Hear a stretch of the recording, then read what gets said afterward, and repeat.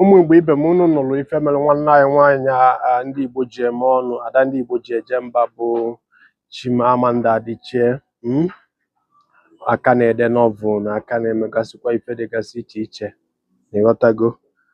It's so unfortunate ịghọtago, according to the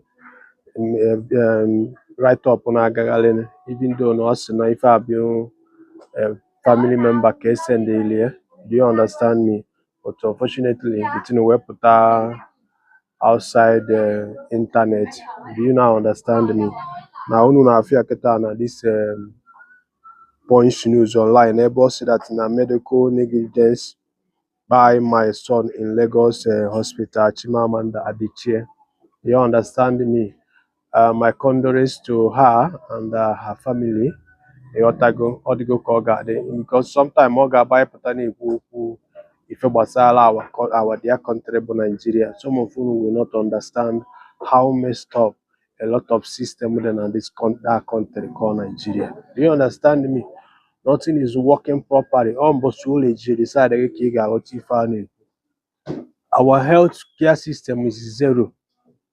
Do you understand me? And if any na ya abụọ na-eme like this, ị gara afụ na ụmụ onye a ga-hold responsible or na ụmụ onye ga-pay heavily for all this mistake or all this problem or all these things a na-cause Nigeria. So no, akwa mechakwa like this, life goes on.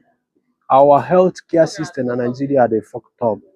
Mbọsị alụ ga-aya gị ka ị ga-aghọta ife a na-ekwu, ma ọ bụ mbọsị ị ga-enwe emergency. Agaghị ka ọ ya mpụta ebe a na m agwa gị ihe megidekwana gị n'ụwa na Nigeria ka ị yaba alụ. Ife a bụ number one primary thing you need eme as a human being. Protect your health earlier.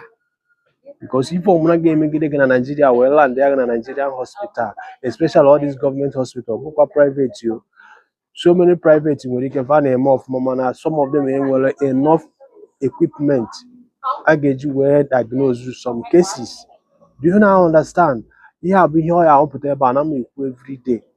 Ị jụọ n'onwe gị the reason why ọ ga-agbapụta ahụ ya president gị, senator gị, house of representative gị, ndị na-elekwasa everything anya na ba ya fry ha abroad, even the management gasị ndị a na-afụ maka healthcare system ahụ ya afa ebujefe obodo oyibo. Do you understand what I'm saying? Because of how that na the healthcare system by the fucked up is zero. Do you understand? You know now some world ebe a na-afụ ma ndị kidney problem, and liver problem, and heart problem, ebe a na-asọkọta ya na-asị na doctor anọrọ ya. Do you understand? Agba turn apụtalụ ịnọcha asị na turn ga-apụtabeghị gị bịakwa echi. All these things are happening in this country, Nigeria. I'm telling you.